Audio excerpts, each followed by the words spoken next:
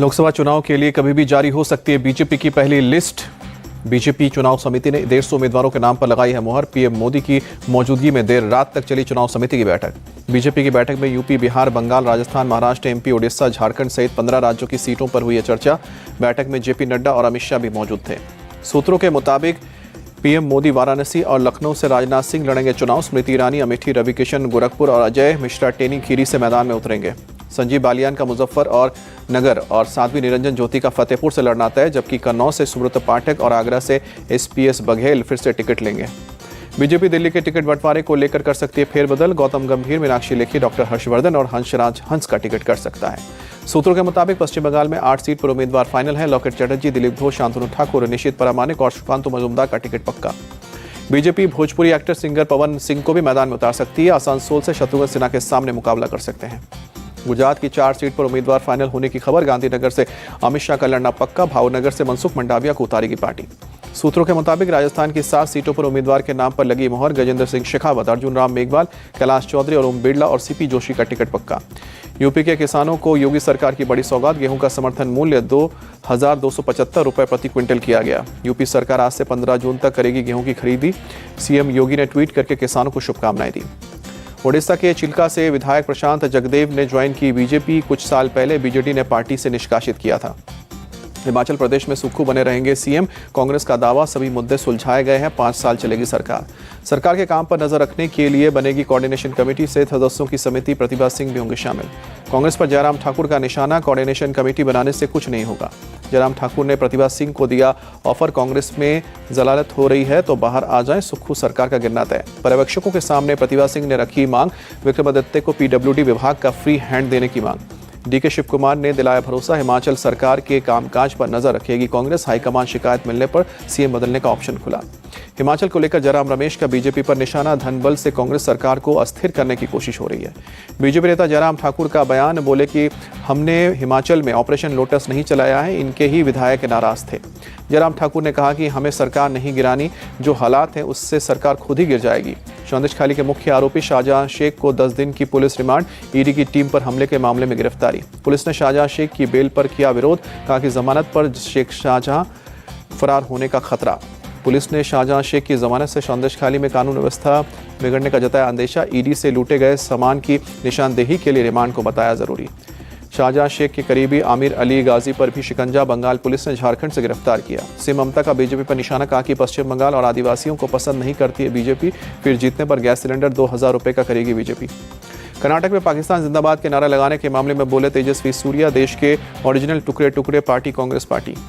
तेजस्वी सूर्या ने हमला बोलते हुए कहा कि कांग्रेस पार्टी के डीएनए में विभाजन की प्रवृत्ति है। राहुल गांधी ने भारत जोड़ो यात्रा को पंचर करने का काम उनकी पार्टी में ही कर रहे हैं। पीएम मोदी ने पोस्ट कर बिहार सीएम नीतीश को दी जन्मदिन की बधाई। लोगों की सेवा के लिए लंबे स्वास्थ्य जीवन की कामना की। आंध्र प्रदेश के अमरावती में समाजवादी पार्टी के कार्यकर्ताओं का प्रदर्शन। अखिलेश यादव को सीबीआई समन के खिलाफ प्रदर्शन किया। अवैध खनन के मामले में अखिलेश यादव को जवाब पर विचार कर रही है सीबीआई। पूछताछ के लिए फिर जारी कर सकती है समन। यूपी के अमरोहा में सांसद दानिश अली के खिलाफ पोस्टर चिपकाया गया। लिखा कि लापता है विधायक, कहाँ है जानकारी दे। बेगूसराय पहुंची तेजस्वी यादव की जन विश्वास यात्रा। तेजस्वी ने समर्थकों को संबोधित किया। बड़े पैमाने पर भीड़ भी मौजूद रही। कर्नाटक में जातिगत सर्वेक्षण का काम पूरा। विधानसभा में राज्य पिछड़ा वर्ग आयोग के अध्यक्ष जयप्रकाश हेगड़े ने सीएम सिद्धरमैया को सौंपी रिपोर्ट। इंदौर में कांग्रेस के पूर्व पार्षद अनवर कादरी पर एफआईआर दर्ज। एक मकान मालिक और हमले और बंदूक लेकर धमकाने का आरोप। पुलिस ने शुरू की जांच। तमिलनाडु के सीएम स्टालिन का 71वां जन्मदिन। सीएम ने चेन्नई के मरीना बीच में डीएमके संस्थापक अन्नादुरई और पिता करुणानिधि को श्रद्धांजलि दी। यूपी बोर्ड के इंटरमीडिएट पेपर लीक का मामला। व्हाट्सएप ग्रुप पर पेपर लीक कराने वाले विनय चौधरी के खिलाफ शिक्षा विभाग ने तहरीर दी। स्टैटिक मजिस्ट्रेट, केंद्र व्यवस्थापक और अतिरिक्त केंद्र व्यवस्थापक के खिलाफ भी दी गई है तहरीर। गणित और जीव विज्ञान का पेपर हुआ था वायरल।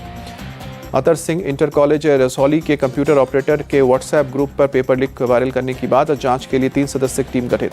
जिला विद्यालय निरीक्षण ने थाना फतेहपुर सीकरी में दर्ज कराया केस। पेपर लीक के बाद एक्शन में आई है पुलिस। मामले में 2 लोग गिरफ्तार। कमर्शियल एलपीजी सिलेंडर की रेट में 25 रुपए की बढ़ोतरी। दिल्ली में अब 1795 रुपए में मिलेगा 19 किलो का सिलेंडर।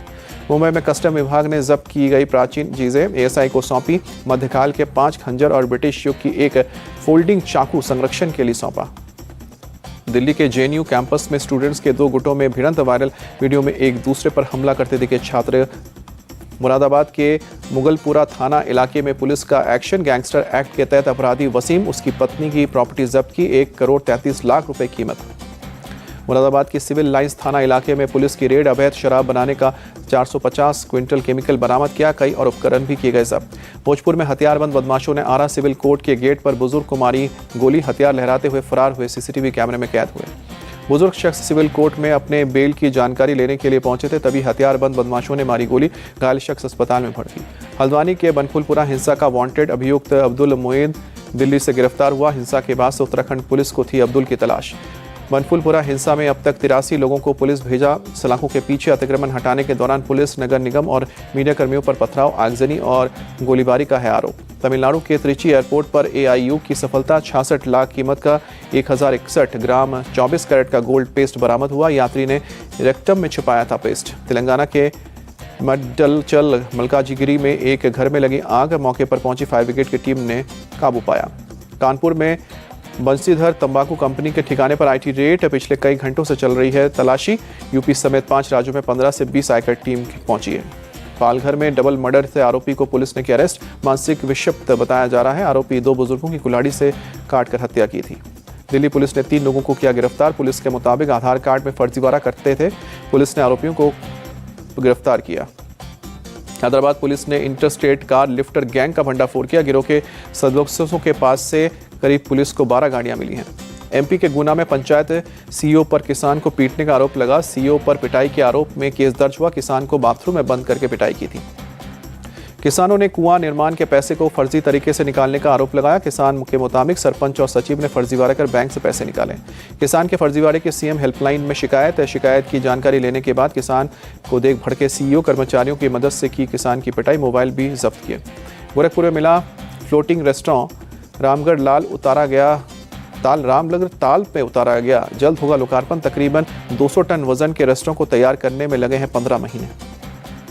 मुस्लिम राष्ट्रीय मंच के 300 से अधिक महिला और पुरुष सदस्यों ने वाराणसी के काशी विश्वनाथ मंदिर में दर्शन किए। ज्ञानवापी के व्यास तहखाने भी गए। पुलिस ने सुरक्षा के कड़े इंतजाम किए थे। मुस्लिम समुदाय के लोगों ने हर हर महादेव के उद्घोष के साथ मंदिर में प्रवेश किया। करीब 30 मिनट तक मंदिर परिसर में बिताने के बाद दल वापस निकला। बोले, हमने राम मंदिर के प्राण प्रतिष्ठा के बाद अपने पूर्वज राम का भी दर्शन किया। अयोध्या में लगातार भक्तों का पहुंचना जारी। अयोध्या में गूंज रहा है जय श्री राम का नारा। सुबह से लग रही है भक्तों की लंबी कतार। श्रद्धालु कर रहे हैं रामलला के दर्शन। गाजा पट्टी में राहत सामग्री वितरण के मौके पर 104 सदस्य फिलिस्तीनियों की मौत। लोगों ने इजरायली सेना पर लगाया आरोप। गाजा के हेल्थ मिनिस्ट्री के मुताबिक राहत सामग्री के इंतजार में खड़े सैकड़ों लोगों पर IDF के सैनिकों ने टैंक्स के जरिए और गोलियां चलाई। भीड़ में मची भगदड़ में 760 से ज़्यादा लोगों की जख्मी होने के बाद घायलों को अस्पताल में ले जाया गया। मरने वालों की तादाद बढ़ सकती है। इजरायल ने भीड़ पर फायरिंग के आरोप से इनकार किया। इजरायली प्रवक्ता के मुताबिक खाने की मची भगदड़ की वजह से कुछ ले गए। इजरायली सेना ने भगदड़ का वीडियो जारी किया। राहत सामग्री लाने वाले ट्रक की तरफ तेजी से बढ़ते नजर आए लोग। अमेरिका के राष्ट्रपति जो बाइडेन ने खाने के लिए फिलिस्तीनियों की मौत पर जताया खेद। कहा कि उम्मीद है हमास और इजरायल के बीच जल्दी होगा सीजफायर। गाजा की सड़कों पर राहत सामग्री का इंतजार कर जमा हुए थे भीड़। आग जलाकर लोग कर रहे हैं खाने के इंतजार कर रहे लोगों के राहत सामग्री सप्लाई को बताया नाकाफी। कहा कि ट्रक आते ही खाने के लोग के लिए मचती है भगदड़। उत्तरी गाजा में इजरायली सैनिकों के बीच पहुंचे इजरायल के रक्षा मंत्री टैंक्स से निकलकर अपने लोगों के बीच गए। रक्षा मंत्री गैलेंट ने उत्तरी गाजा में हमास के खात्मे का भरोसा जताया। सेना के अधिकारियों से हालात की जानकारी भी ली। इजरायली बॉर्डर से गाजा में लगातार दागे जा रहे हैं गोले। गाजा बॉर्डर के पास देखे जा सकते हैं टैंक।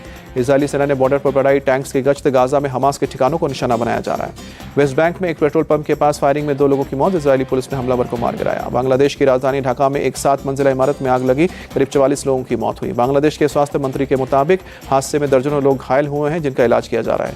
पाकिस्तान की नेशनल असेंबली में नए सांसदों ने शपथ ली। नवाज शरीफ, शहबाज शरीफ, बिलावल भुट्टो सहित सभी सांसदों ने सामूहिक तौर पर शपथ ग्रहण किया। शपथ ग्रहण के दौरान इमरान खान समर्थित सांसदों ने जताया विरोध। नई सरकार पर लगाया वोट चोरी करने का आरोप। जर्मनी के एक स्कूल के बाहर एक युवक ने बच्चों पर फायरिंग की। पुलिस ने युवक को गिरफ्तार किया। अमेरिका के टेक्सास में जंगलों में तेजी से फैल रही आग। करीब तापमान 42 डिग्री तक पहुंचा। कई घरों को नुकसान पहुंचा। आग की चपेट में आकर 9 लाख एकड़ से ज्यादा का जंगल खाक हुआ। राज्य सरकार ने इमरजेंसी घोषित की। हजारों फायर फाइटर्स भेजे गए। जंगल की आग के तबाही की तस्वीरें आई सामने। कई मकान और साथ ही गाड़ियां जलकर खाक हुई। भारत इंग्लैंड के बीच 5वें टेस्ट के लिए बीसीसीआई की टीम का ऐलान। जसप्रीत बुमराह की टीम में वापसी। 7 से लेकर 11 मार्च तक खेला जाएगा धर्मशाला का टेस्ट। वॉशिंगटन सुंदर को रणजी ट्रॉफी के लिए सिलेक्टर्स ने नेशनल टीम में रिलीज किया। मुंबई के खिलाफ तमिलनाडु का टीम का हिस्सा। केएल राहुल इंग्लैंड के खिलाफ धर्मशाला टेस्ट में नहीं खेलेंगे। बीसीसीआई की ओर से मेडिकल टीम कर रही है इंजरी की जांच।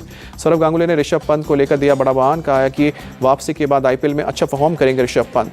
सुरेश और ईशान को लेकर सेंट्रल कॉन्ट्रैक्ट से बाहर करने पर बीसीसीआई के फैसले का सौरव गांगुली ने समर्थन किया। कहा कि बीसीसीआई चाहता है कि दोनों प्लेयर्स फर्स्ट क्लास क्रिकेट खेलें।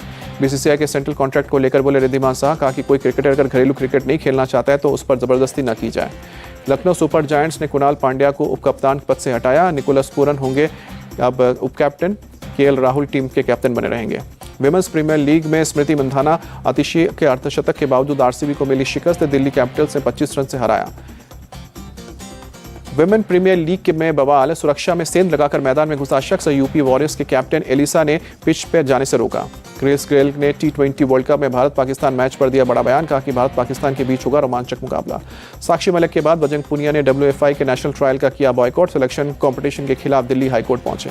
भारत की त्रिशा जॉली और गायत्री गोपीचंद की जोड़ी जर्मन ओपन के क्वार्टर फाइनल में पहुंची। चेक गणराज्य की सोना हरिकोवा और कैटरीना जुचाकोवा की जोड़ी को हराया।